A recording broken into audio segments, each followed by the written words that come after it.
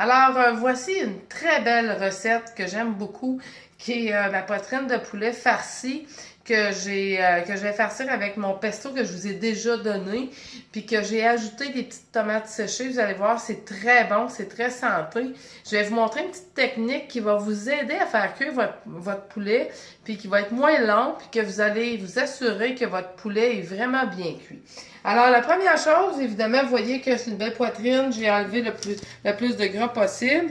La partie la plus épaisse que vous voyez ici, je vais prendre un bon couteau, là, c'est bien, bien important. Et là, ce qu'on va faire, on va venir le séparer à moitié. N'essayez pas de le faire tout en même temps parce que vous allez voir que vous allez manquer. Ici, là, c'est pas mal plus mince, OK? Fait que moi, j'y vais comme ça. OK? Bon, on y va pas jusqu'au bout, OK? Fait qu'on veut vraiment garder, voyez-vous, là, j'ouvre. Puis là, à ce moment-là, je vois combien on en a tranquillement, de façon à ce qu'on soit le plus égal possible. OK? C'est possible que, regardez, j'ai fait ici, j'en ai pris un peu trop. C'est pas grave. On répare en faisant juste de cette façon-là. Aller le plus au bord possible et ouvrir votre poitrine de poulet comme ça, là. Faut vraiment pas aller au-delà de ça. Voyez-vous, ça me fait une belle poitrine de poulet. La deuxième chose, mon petit truc que je vous donne, OK? C'est que vous allez l'aplatir. L'aplatir de façon, premièrement, elle va s'étendre un petit peu plus. Vous avez deux choix. Moi, j'ai vraiment un bon rouleau à pâte là, en marbre qui est très pesant. Ou vous avez le choix avec une poêle qui est pesante. Prenez pas une poêle qui est vraiment en Tefal, là, légère, ça ne marchera pas. Donc, ce qu'on fait, tout simplement, là, je ne le ferai pas pour le besoin parce que vous allez vous faire du bruit. Je mets un papier, OK, vraiment par-dessus. Et puis là, je vais frapper de façon modérée, OK? Jusqu'à temps qu'on ait une poitrine de poulet qui est presque uniforme. Donc, regardez, moi, ce que je fais, là, c'est tout simplement, regardez bien, regardez ce que ça va faire comme, voyez-vous comment que la poitrine, OK, elle vient vraiment à prendre l'expansion. Je vais vous en donner un exemple, OK, que j'ai fait. C'est un très bon exemple. Regardez la poitrine, comment elle est rendue. Voyez-vous, il y a un petit trou, c'est pas grave, ça. OK? Donc, par la suite, ce que je vais faire, j'ai mis mon pesto avec mes tomates séchées. Et puis, j'ai mis, je les ai fait tremper un petit peu à l'intérieur.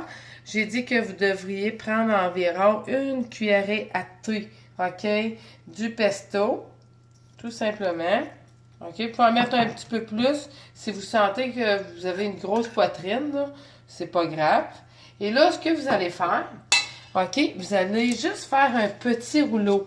Donc, vous allez rouler, OK, vraiment en partant, vous avez vu, j'ai pas pris ma partie, OK, qui est la plus... Bon, vous pouvez mettre du sel, pas du sel, vous pouvez mettre du poivre, parce que le pesto a déjà du sel dedans. Vous pouvez mettre du poivre si vous voulez, ça serait peut-être une bonne idée, j'en ai pas mis présentement. Vous voyez que j'ai pris la partie qui était la plus mince au départ. Et puis là, on roule, OK?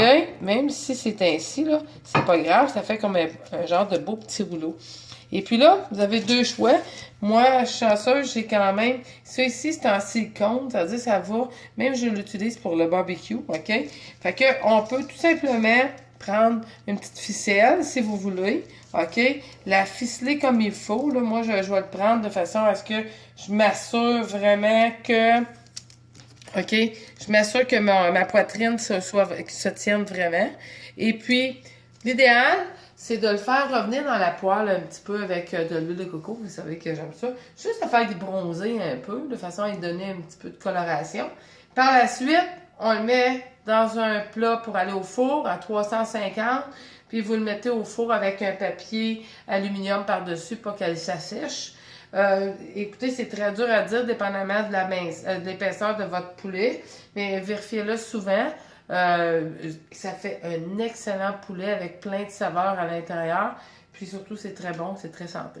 Alors, donnez-moi des commentaires si vous aimez ça. Et puis, si vous en voulez d'autres recettes comme ça, ben, likez-moi.